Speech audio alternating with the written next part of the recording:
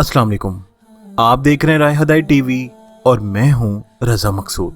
तमाम तारीफें अल्लाह रब्बुल इज़्ज़त के लिए कि जिसने हमें ईमान की नेमत से सरफराज फरमाया और बेहद दुरूद व सलाम जनाब रसूलुल्लाह सल्लल्लाहु अलैहि वसल्लम पर कि जिनको अल्लाह ने सरताज रसूल और खातमुन नबीयीन बनाया।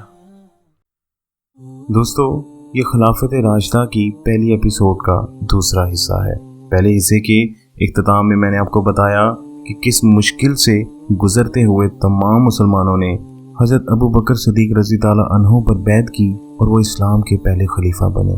दोस्तों, यहाँ ये कहना गलत नहीं होगा कि ये इस्लाम का सबसे नाजुक तरीन लम्हा था। इस वक्त मुश्किलात पहाड़ बनकर टूट पड़ी थी। इन हालात में एक अहम मसला ये था कि आप सल्लल्लाहु अलैहि वसल्लम ने अपनी ज़िंदगी के आखिरी दिनों में हज़रत उसामा बिन ज़ैद रज़ी ताला अन्हु की क़यादत में एक लश्कर रवाना फरमाया था। वो आप सल्लल्लाहु अलैहि वसल्लम की वफ़ात की वजह से रुक गया था। हज़रत अबू बकर सदीक रज़ी ताला अन्हु के सामने सबसे बड़ा सवाल ये था कि वो इस लश्कर को रवाना करें या पहले मुर्तदिद यानी जो दीन से फिर गए हैं उनकी तरफ तवज्जो दें। इस वक्त तमाम सहाबा बहुत घबराए हुए थे। सहाबा इकराम रिज़वानुल्लाह अजमाइन ने इन हालात में हज़रत अबू बकर सदीक रज़ी ताला अन्हु को ये मशवरा दिया कि आप देख रहे हैं कि हालात क्या हैं, ले देकर अब यही मुसलमान हैं जो आपके सामने हैं। आप देख ही रहे हैं कि अरब का क्या हाल है, इसलिए मुनासिब नहीं कि इस वक्त इस लश्कर को रवाना किया जाए। दोस्तों, यहाँ मैं आपको बताता चलूँ कि जब आप सल्लल्लाहु अलैहि वसल्लम की वफ़ात हुई तो इसके बाद तकरीबन तमाम ही अरब मुर्तदिद यानी दीन से फिर गया था और बहुत से लोगों ने नबूवत का ऐलान कर दिया और बहुत से लोगों ने ज़कात देने से इनकार कर दिया। खैर, आगे चलकर मैं इस पर बात करता हूँ। खैर दोस्तों, ये एक बहुत ही मुश्किल वक्त था, पर अल्लाह ताला ने रसूलुल्लाह सल्लल्लाहु अलैहि वसल्लम का खलीफा भी तो किसी आम इंसान को नहीं बनाया था। वो पहाड़ों से भी ज्यादा मजबूत थे। सबकी राय सुनकर बोले कि कसम है इस ज़ात की जिसके कब्जे में मेरी जान है, इस लश्कर को भेजने के सिलसिले में अगर मदीना इस तरह खाली हो जाए कि मैं ही अकेला रह जाऊं और दरिंदे और कुत्ते मुझे फाड़ खाएं, तो फिर भी मैं उसामा को आप सल्लल्लाहु अलैहि वसल्लम के हुक्म के मुताबिक इस मुहिम पर रवाना करूंगा। दोस्तों, अब जब सहाबा इकराम रिज़वानुल्लाह अजमाइन को हज़रत अबू बकर सदीक रज़ी ताला अन्हु का फैसला मालूम हो गया और इन्होंने जान लिया कि खलीफा रसूल ऐसा करके रहेंगे, तो हज़रत उमर रज़ी ताला अन्हु ने इस मौके पर यह मशवरा दिया कि खलीफा रसूल, इस लश्कर में उमर रसीदा और तजुर्बाकार सहाबा शामिल है, जबकि उसामा नौजवान है। इसलिए बेहतर यही रहेगा कि किसी उमर रसीदा और तजुर्बाकार आदमी को लश्कर का अमीर मुकर्रर फरमाए। दोस्तों, ये राय सुनते ही हज़रत अबू बकर सदीक रज़ी ताला अन्हु गुस्से में आकर फरमाया, ए खत्ताब के बेटे, रसूलुल्लाह सल्लल्लाहु अलैहि वसल्लम ने उसामा को लश्कर का अमीर मुकर्रर फरमाया है और अब तुम कहते हो मैं इनकी जगह किसी और को अमीर मुकर्रर करूं? ऐसा हरगिज़ नहीं होगा। दोस्तों, ये मशवरा दरअसल हज़रत उमर रज़ी ताला अन्हु को कुछ दूसरे सहाबा इकराम ने दिया था। हज़रत उमर रज़ी ताला अन्हु हज़रत अबू बकर सदीक रज़ी ताला अन्हु का फैसला सुनकर इन हजरात के पास वापस आए और इन पर गुस्सा हुए कि इनकी वजह से इन्हें खलीफा रसूल की नाराज़गी का सामना करना पड़ा। तो दोस्तों, अब हज़रत अबू बकर सदीक रज़ी ताला अन्हु ने ऐलान फरमाया कि जिन लोगों को उसामा के लश्कर में शामिल किया गया था वो सब जाने के लिए तैयार हो जाएं, इनमें से कोई पीछे ना रहे। सब लोग मकाम जरफा में पहुंच जाएं। सहाबा इकराम रिज़वानुल्लाह अजमाइन तैयार होकर वहां पहुंच गए। अब हज़रत अबू बकर रज़ी ताला अन्हु भी वहां तशरीफ लाए। हज़रत उसामा बिन ज़ैद रज़ी ताला अन्हु को रवानगी का हुक्म फरमाया। लश्कर रवाना हुआ तो हज़रत अबू बकर सदीक रज़ी ताला अन्हु हज़रत उसामा रज़ी ताला अन्हु के घोड़े की लगाम पकड़कर चलने लगे और हज़रत उसामा से फरमाया कि अगर तुम नामुनासिब ना समझो तो उमर को मेरे पास छोड़ जाओ, मुझे इनके मशवरे की ज़रूरत होगी। हज़रत उसामा रज़ी ताला अन्हु ने यह बात खुशी से मान ली।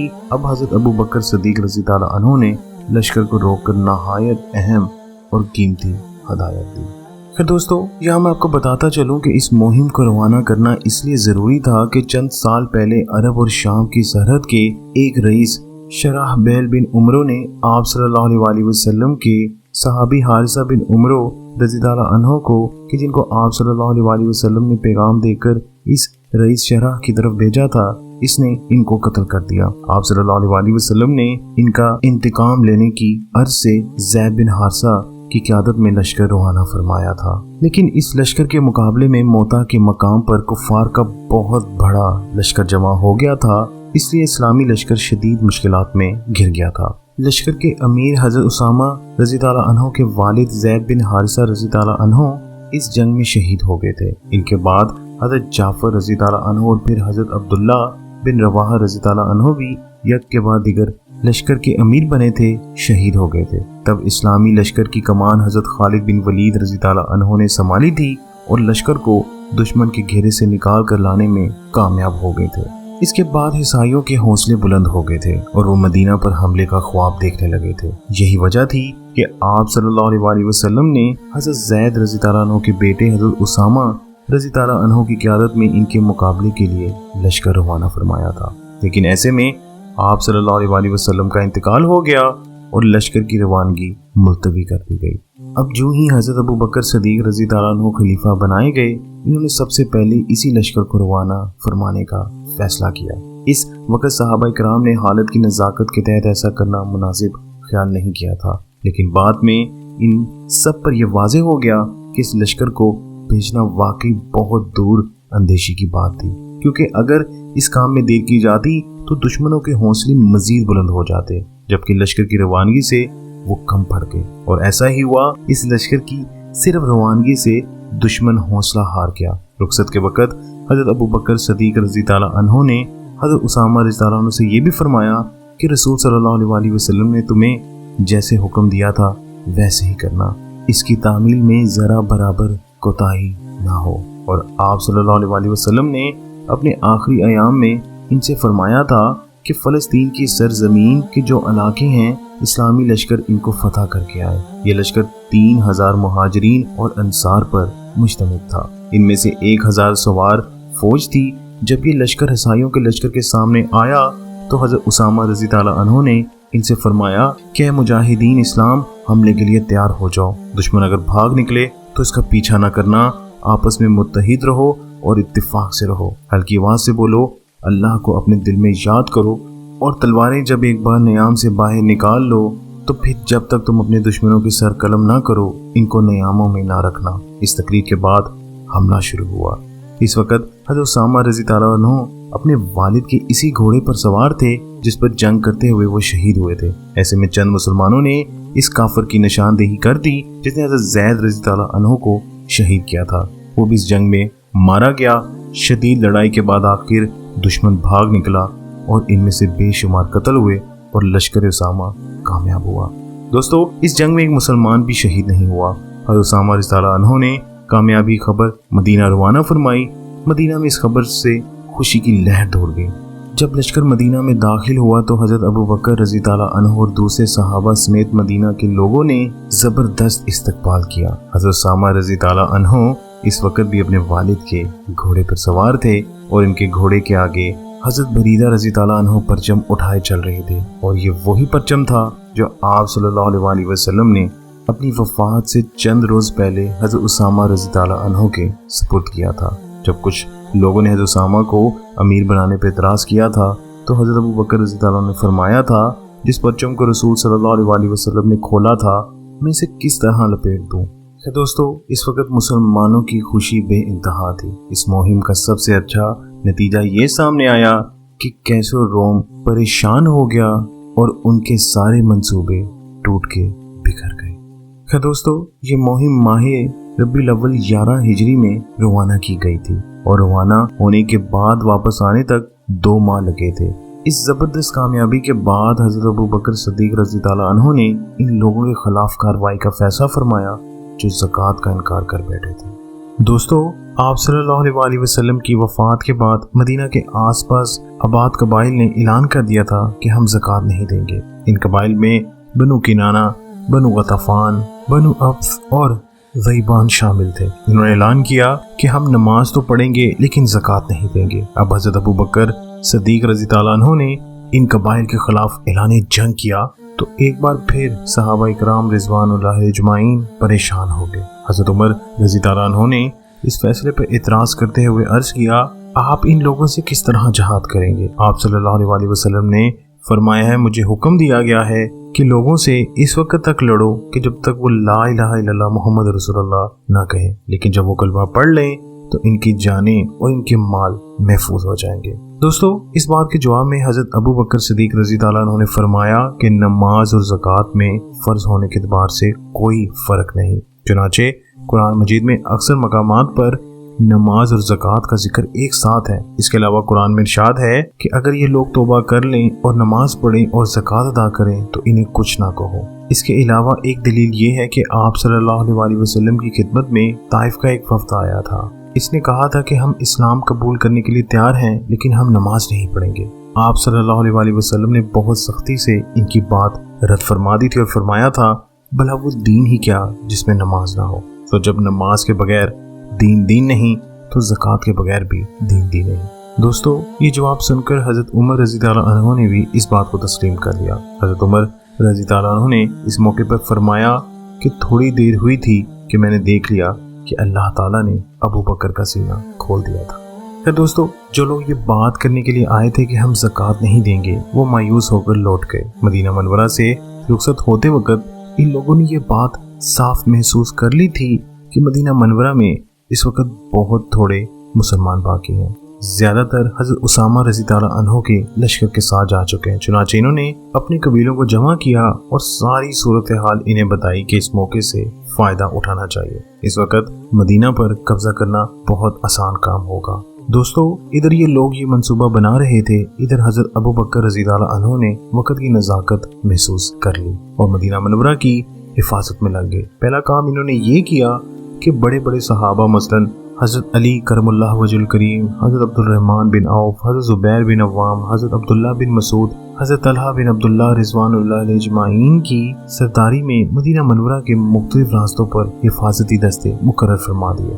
باقی جو لوگ مدینہ میں تھے ان پر مسجد کی حاضری ضروری قرار دے دی تاکہ ہنگامی حالات میں فوراً سب کو خبر ہو جائے۔ ساتھ ہی آپ نے سب لوگوں کو خبردار کرتے ہوئے فرمایا کہ مسلمانوں، یہ جو وفد یہاں سے کیا ہے یہ تمہاری تعداد کی کمی کو دیکھ کیا ہے، یہ لوگ کسی وقت بھی تم پر حملہ کر سکتے ہیں، یہ ہیں بھی آس پاس کے، انہیں مدینہ تک پہنچنے میں دیر نہیں لگے گی، ہم نے ان کی بات نہیں مانی لہٰذا یہ حملہ ضرور کریں گے۔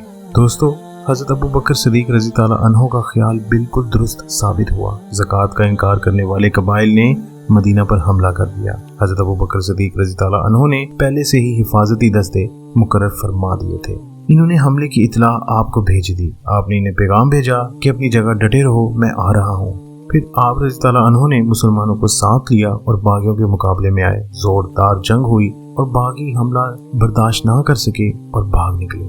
مسلمانوں نے ان کا پیچھا کیا۔ باغیوں نے زحاسا کے مقام پر پہنچ کر پناہ لی اور وہاں ان کے ساتھ دوسرے باغی شامل ہو گئے۔ ایک بار پھر یہ لوگ مدینے پر حملے کے لیے روانہ ہوئے۔ ان حملہ کرنے والوں میں قبیلہ ابس، زیبان، بنو مرتا اور بنو کنانہ وغیرہ کے لوگ شامل تھے۔ دوسری طرف حضرت ابو بکر رضی اللہ عنہ بھی جان چکے تھے کہ یہ لوگ پھر حملہ کریں گے، لہٰذا انہوں نے جنگ کی تیاری جاری رکھی اور ان باغیوں پر دوبارہ رات کے ٹائم حملہ کیا اور یہ وہاں سے بھاگ نکلے۔ اس کے بعد حضرت ابو بکر رضی اللہ عنہ نے ذوالقصہ کے مقام پر پہنچ کر دم لیا، لیکن باغیوں میں اب مقابلہ کرنے کی ہمت نہیں رہی تھی۔ آپ رضی اللہ عنہ نے حضرت نعمان رضی اللہ عنہ کو وہاں چھوڑا اور فوراً مدینہ لوٹ آئے۔ اسلامی لشکر کی اس شاندار کامیابی سے مسلمانوں میں خوشی کی لہر دوڑ گئی۔ اس کا شاندار نتیجہ یہ نکلا کہ مختلف قبیلوں کے سردار اپنے اپنے قبیلے کی زکوٰۃ لے کر آنے لگے، یعنی پہلے زکوٰۃ کے انکاری تھے اب خود لے کر آ گئے۔ اس سے مسلمانوں کی مالی حالت مضبوط ہو گئی۔ دوستو، اسی دوران ایک واقعہ اور ہوا۔ حضرت ابو بکر صدیق رضی اللہ عنہ جب ذوالقصہ سے واپس لوٹ آئے تو قبیلہ ابس اور زیبان نے وہاں موجود تھوڑے سے مسلمانوں پر حملہ کر دیا اور انہیں دھوکے سے قتل کر دیا۔ حضرت ابو بکر صدیق رضی اللہ عنہ کو یہ المناک خبر ملی تو قسم کھائی کہ جب تک ہم ان قبیلوں سے مسلمانوں کا ناحق خون کا بدلہ نہیں لیں گے چین سے نہیں بیٹھیں گے۔ اس دوران حضرت اسامہ رضی اللہ عنہ کا لشکر شاندار فتح حاصل کرنے کے بعد مدینہ پہنچ گیا۔